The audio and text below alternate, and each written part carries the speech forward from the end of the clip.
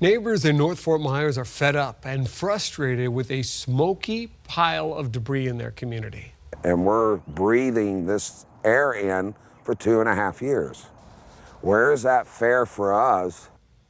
Now, it's supposed to be gone by tomorrow, but that's not going to happen. And tonight, they want to know why. Fox 4's Anna Cole's working to get those answers for people like Paul Jones. Every night, Paul Jones walks his backyard to make sure this slow burning pile of debris doesn't put his house in danger. And he's over how long it's been going on. It has been burning and smoking for 2.5 years. The debris is from Hurricane Irma, and it's put the squeeze on his space. Look at my yard. This is my yard. Since 2017, they promised to clean it up and put the fence back. They is MW Horticulture. Lee County gave them a deadline to get rid of this pile by tomorrow. The punishment, a fine of $200 a day. But the owner says the county's punishment is a problem. Them fining us $6,000 a month is not going to speed the process up. That means I have 1 or 2 less employees to work the pile. Neighbors criticize the county for pushing back the deadline in the first place and claim their health has paid the price. Where is that right to keep giving extensions and they don't move nothing out of here? They're just getting extensions to let it rot and keep making us sicker. He's not alone. Another neighbor worries she could be in for a serious health crisis, something she claims the owner of MW Horticulture might not have to worry about. All I need is to have cancer activated by having to smell this acid. She can go home in the evening. I've got to smell this 24/7. Anna Coles, Fox 4, in your corner. Tonight, we've learned a 19-year-old man is dead following a shooting in Hendry County, and the suspected shooter has been arrested. It happened near Country Village in the Port LaBelle area. Deputies say a 16-year-old boy is charged with the homicide of David Zavala. We're not naming the suspect since he is underage. Deputies have not released any more information. Tonight, a motorcyclist is dead after colliding with an SUV. Happened just before 9 o'clock this morning. We're showing you where in Fort Myers at 3 Oaks Parkway and Roundstone Circle. Troopers say the driver of the SUV did stop at that stop sign there and then pulled out to make a left just as the motorcyclist Javier Lopez Alicea was approaching. Now, he tried to avoid the SUV at the last minute, but instead they did collide. Lopez Alicea died right there at the scene. He was not wearing a helmet. A man is in critical condition tonight after a shooting at a Fort Myers apartment complex. This happened around 1 this morning at the Burnwood Trace Apartments off of 6 Mile Cypress. Officers say Matthew Paul was taken to the hospital. Police tell us they identified the shooter, but didn't say anything more. Only in Florida, deputies in Hardee County say they found a surprise when they pulled over this guy on the left. His name's Anthony Richardson on State Road 64 in Pioneer Park in Zolfo Springs. They say he had drugs and this thing on the right, a live alligator with him in the car. He didn't have a gator trapping or hunting license, and he claimed a friend gave it to him and he was on his way to let it go. Deputies called Florida Fish and Wildlife. They took the gator and released it into the Peace River. Richardson is charged with drugs and illegal possession of an alligator. Fighting the fines, a group of Floridians who've been convicted of felonies in the past and did their time now challenging that new law that requires them to pay all fines and fees before they can get the right to vote again. They want it done before this fall's elections. Their attorneys say they need that decision before the voter registration deadline in October. Some cities are having their elections in November. The felons and their lawyers say the law is unconstitutional. The city of LaBelle is one of 6 cities in Florida that will have an opportunity now to focus on their economic development. Governor DeSantis announced $240,000 in grants will go towards these small rural areas to begin the process of at least creating that blueprint. Each one is going to get $40,000. The competitive Florida Partnership Program chose the communities based on their economic needs and community support for the partnerships. Little by little, the word's getting out. Yeah. The director of this eco-friendly cemetery telling me the idea of green burial is catching on. You're looking at an eco-friendly cemetery. She showed me how it works. The graves are all natural. They don't have any pollutants like embalming fluid or plastic caskets. 2 widows whose husbands are buried here have their spots picked out too. And I'm going to go right here with him. when it's my time. They'll have to dig some more bushes out. Gotta make space, but they say the real draw is preserving the earth. How people are protecting paradise with green burial. That's Monday night in my special report on Fox 4 News at 6. A man accused of playing cop, busted. That's right, how far he went to make the role seem real and how a Lee County deputy helped catch him. Gaming is a sport growing in Florida. How one university is getting involved in the industry. More teenage girl athletes are suffering concussions. How you can help prevent it from happening to your kid. Cindy? It has been as hot as a firecracker this week, but there's relief on the way. I'll have your forecast coming up in just a bit.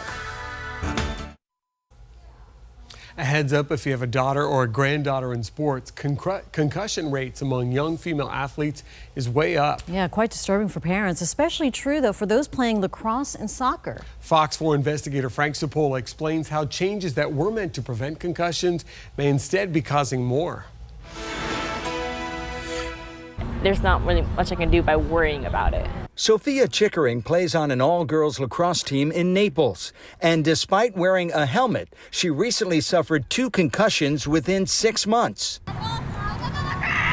Her teammate Tegan Neighbors was hit in a game this spring and describes herself as being out of it for 2 days.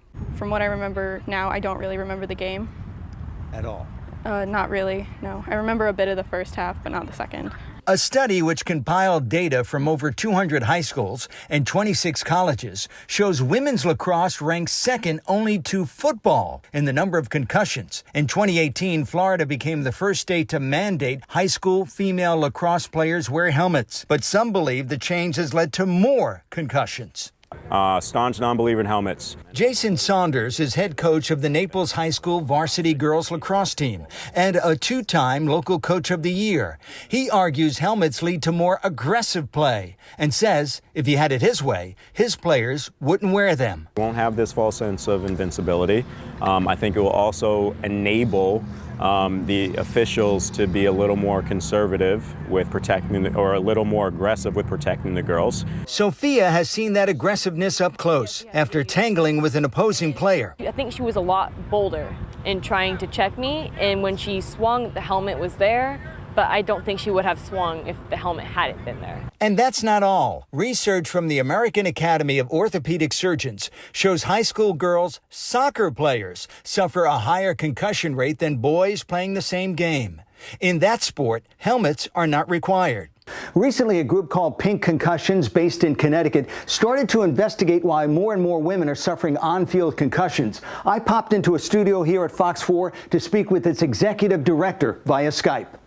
So I'm very concerned. Catherine Snedeker believes the severity of teenage concussions among girls may have a lot to do with hormones. A University of Rochester study shows in the first 2 weeks of a woman's menstrual cycle, the effects of a concussion are longer lasting. And there's more. And problems with the girls is often the symptoms pop up the next day or the 2 days after. And the girls have continued to play that game and maybe another game. And when you play through a concussion, your outcomes are much longer than when you come right off the field. Be a better coach and be a better parent. The bottom line, says Coach Saunders, is coaches, and especially parents, should be vigilant in spotting concussions, since parents know their kids best. And Snedeker says leaving it to the player to decide if they have a concussion is never a good idea. I always say that asking a concussed player if they're okay to play is like asking a drunk if they're okay to drive. Frank Cipolla, Fox 4, in your corner. Your morning commute on Monday may look a little different if it involves this part of town in Cape Coral, Coronado Parkway. Crews are going to be resurfacing a stretch of the parkway between Southeast 47th Terrace and Southeast 47th Street. So that stretch of the road is going to be closed, but I want to make it really clear businesses in the area will be open. They want you to know that. The work starts on Monday, should last about 3 weeks. And a first-of-its-kind intersection in Florida is getting ready to open in our area. The State Department of Transportation will open the first continuous flow intersection. It's on State Road 82, right at the intersection of Daniels Parkway and Gunner Road. It's designed to make traffic flow more smoothly. The project will cost $55 million. River quality and street improvements. They're part of what the Village of Estero Council will discuss at their next meeting. That discussion includes working with Florida Gulf Coast University to provide water quality monitoring of the Estero River. Also on the agenda, a proposed bicycle and pedestrian master plan. That plan consists of more than 70 miles of new and improved bike and walking paths. And here's a wish our hearts didn't make. The last remaining Disney store in Southwest Florida is closing this summer. A sign in front of the store at Edison Mall says it's closing and urges customers to sign up on their website for Disney merchandise. Merch, as the kids call it. Staff say that they'll be open until mid-August. The nearest remaining Disney stores are in Brandon, near Tampa, or Pembroke Pines in Broward County.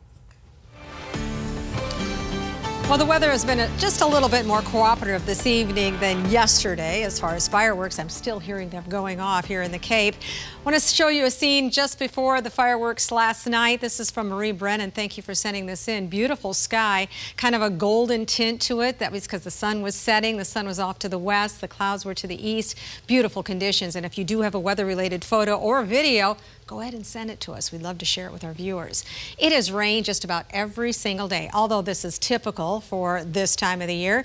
June has been very wet. So far, we've had over 3 inches of rain. It's only the 5th of July. Keep in mind, that puts us at 2.10 inches above average already. Today, we picked up 3/4 of an inch at Page Field, 1/1800 of an inch at Lehigh, a little bit less around Palmdale, much less in the Clewiston area. So we didn't get a whole lot of rain off to the east. Now we're starting to see some of those showers and storms moving in from the east side of the state. These showers are moving into air that hasn't been touched yet because they didn't get the rain today, so the air has not been worked over. The atmosphere is still juicy. There is still a lot of moisture there, and temperatures are still quite warm. However, as these showers and storms make their way to the east, they're running into more stable air, and look how they're beginning to die out. It's not going to take long. I give it another hour, hour and a half, and this is all going to be gone too. Even these storms down here in Collier County, south of I-75, down into the Everglades, these are also beginning to die off as they move west at about 15 to 20 miles per hour. Computer modeling is also showing that poof, gone. Some clouds will stay with us overnight and our temperatures are going to hold in the 70s. And then tomorrow afternoon, again with that southeasterly flow, look for showers and thunderstorms to develop. They'll be gone, though, by tomorrow night, and then the winds shift going into Sunday. So instead of a southeasterly flow, we'll have a southwesterly flow. So look for showers and storms to develop in the morning along the coastal areas and then develop inland by the afternoon. And over the next 2 days, we could see another inch of rain. So it stays wet, it stays warm, and it stays humid. And as far as rain, we're certainly not talking about drought. Most of the state of Florida is looking very good, just abnormally dry across the very northern border between Georgia and Florida. 81 degrees right now, that humidity 88%. It is sticky out there. Temperatures right around 80 degrees. It's kind of moved up a little bit. We were in the 70s earlier when we got that rain. And then overnight, cloudy skies. Temperatures pop back into the 80s by tomorrow afternoon. And if we get the showers and the thunderstorms in the afternoon, it might keep it just a little bit cooler, but I still expect it to pop up to 90 degrees. So overnight, 75, mostly cloudy. The showers will die off. Tomorrow, upper 80s around 90 degrees. Afternoon showers and storms again. Your Ingman Marine forecast, we've got seas 2 feet or less, light chop in inland waters, and the UV index is up there at an 11. Extended forecast, showers and storms definitely Saturday and Sunday, but remember the wind shift. That's going to bring earlier showers and storms starting Sunday and all the way through next week. It's the infamous lick known around the country. Now police say they've got their girl. What we know about the person who licked ice cream in a store and put it back. A popular light show returning to a Southwest Florida Nature Center where you can join in on this laser show. Still ahead. A spectacular light show in Fort Myers. Oh yeah, the summer laser shows are back at the Colusa Nature Center. The Nature Center holds 4 shows a night for 6 nights this summer, and it's all for a good cause. The proceeds will go towards helping the center's planetarium, which right now needs a new projector. The projector is dead. As they say on Star Trek, dead Jim, dead. And that means that it is not responding to any incoming signal. It doesn't boot. The internal electronics are dead, unfortunately. Doesn't boot. Tickets are $10 for the evening shows, $5 for the earlier kids shows. She had me at the Star Trek reference. It was enough to fool some people. But it was all fake. How a Southwest Florida man who's been arrested and accused of impersonating a law enforcement officer was able to be so convincing. But first, a Southwest Florida family opening up about their deep, painful disappointment over how the justice system is handling the case of a driver accused of running into and killing their little girl at her school bus stop. Live from the station that's in your corner, you're watching Fox 4 News at 10. Painful time for the parents of this Southwest Florida girl who died after a driver hit her at her school bus stop 6 months ago. They've been telling Fox 4's Frank Cipolla that they see the punishment for the driver as nothing more than a slap on the wrist. And my daughter's laying in a ditch, essentially bleeding to death. Sarah and Daryl Tamplin, the parents of 12-year-old Alana, are still dealing with the death of their daughter and the news that the woman who hit the child as she walked back from a bus stop near their home will be fined just $161. Along the road where she was hit in North Fort Myers, a makeshift memorial remains at the exact spot where Sarah found her daughter. It was an accident the family says should never have happened. And Daryl says he complained many times to the local police about cars speeding up and down here along Darrent's Road, as did Sarah. They came out the very next day and they wrote a few tickets and I never saw them again. The driver initially fled the scene but returned moments later. By then, it was too late for a mother and daughter to say goodbye. You didn't even give me the opportunity to be your mother one last time, to hug her one last time. Instead, I got to hug a cold body and then go tell her sisters that they weren't going to see her again. The Tamplins say the small $161 fine for what is described as a traffic infraction will not stand, as they have vowed to fight on. Frank Cipolla, Fox 4, in your corner. Talk about picking the wrong victim. Investigators say a guy pretending to be a cop pulled over a Lee County Sheriff's deputy. A stealthy black Crown Victoria, flashing lights, even the sound effects made it sound like a real cop car. Deputies say Barry Hastings Jr. pulled over the deputy on I-4 in the Tampa Bay area, but the deputy then demanded Hastings prove that he was an actual officer. Hastings took off. Besides the felony, the sheriff's office says there's even more here. It's insulting and dangerous. Thankfully, the person he tried to pull over was someone who knew better, but what if it was someone who didn't and this person took advantage of them or made them feel uncomfortable in some way? That's something that would look bad on all law enforcement. Hastings has been released on a $200 bond. Detectives are looking for a man once accused of stealing from grave sites in Lee County and selling them. Deputies say Edward Hornung stole brass flower vases from 55 graves at the Lee Memorial Park Funeral Home. They were valued at around $6,000, but he sold them for pennies at a local scrap metal shop.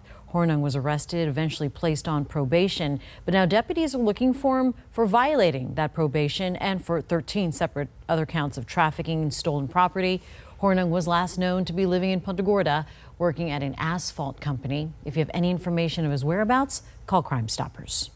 Fireworks and falling bullets. Celebratory gunfire injured a 2-month-old baby. It's one of 2 cases in St. Petersburg in the Tampa Bay area. The bullet grazed the baby, who was sitting in the mom's arms, and less than 5 miles away, a second bullet pierced the roof of a home.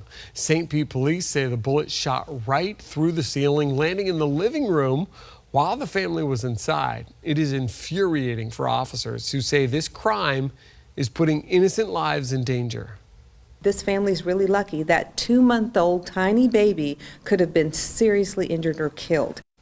Well, the baby is expected to be okay, and St. Pete police say making arrests for so-called celebratory gunfire is often difficult because investigators don't know where the gun was actually fired, how far the bullets traveled, and it's hard to know exactly who pulled the trigger.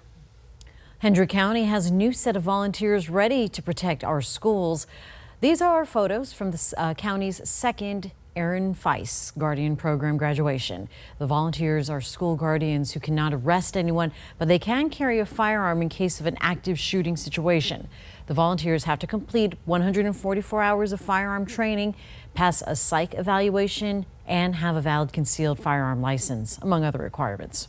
They are still feeling it tonight in Southern California. Aftershocks from that 6.4 magnitude earthquake that hit yesterday. One of the aftershocks today hit a 5.4 magnitude on the Richter scale. It's one in about a series of 1,400 aftershocks in the region, and they say more are on the way for a long time.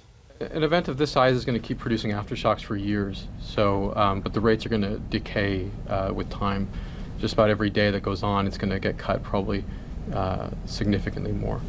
The quake was enough to break the surface at the China Lake Navy base. So far, there's no word of any deaths, serious injuries, or any massive damage.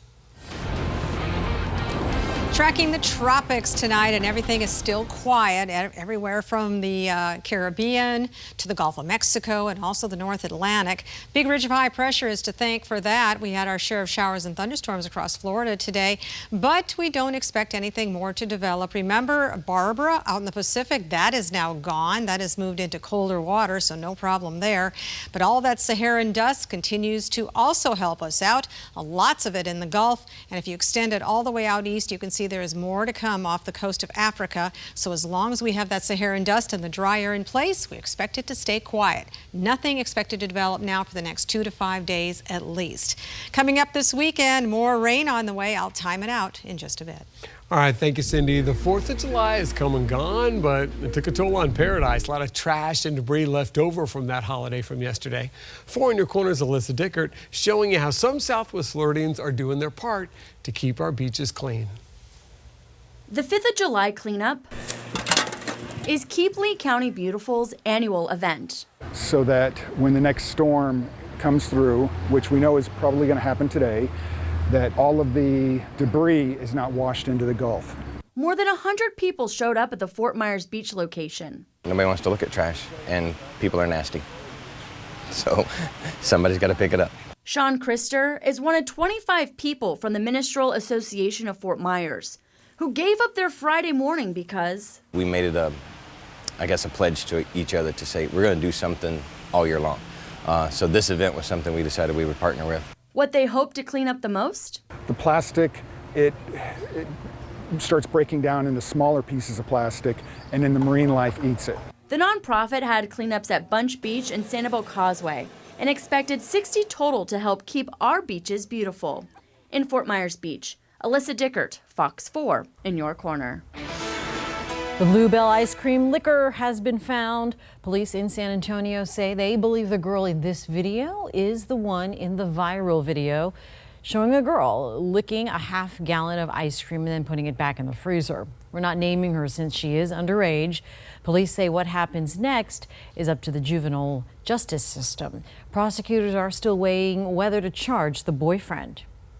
A missing college student from Utah now found. Police say they found the body of Mackenzie Lewick, who had been missing since mid-June. Jonathan Hunt has the latest on the investigation. I am relieved and grief-stricken to report that we have recovered Mackenzie Lewick from Logan Canyon. The body of 23-year-old Mackenzie Lewick is found some 3 weeks after she was reported missing. The University of Utah student was last seen in mid-June. She'd taken a lift to a park in Salt Lake City, where officials say she met up with a 31-year-old man, Ayula Ajayi. Then last week, some of her charred items were reportedly found in Ajayi's backyard. According to police, neighbors saw him use gasoline to burn something. Burned skin and female tissue were also found.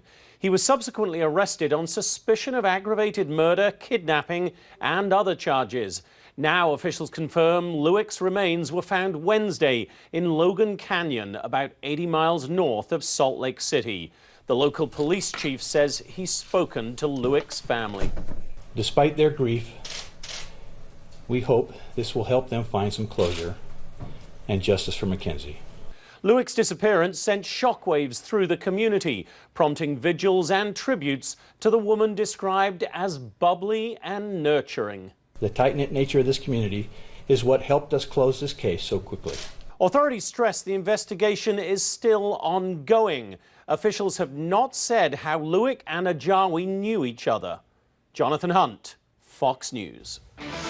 Here's a unique job for some Florida inmates, cleaning school buses. The Walton County Sheriff shared these images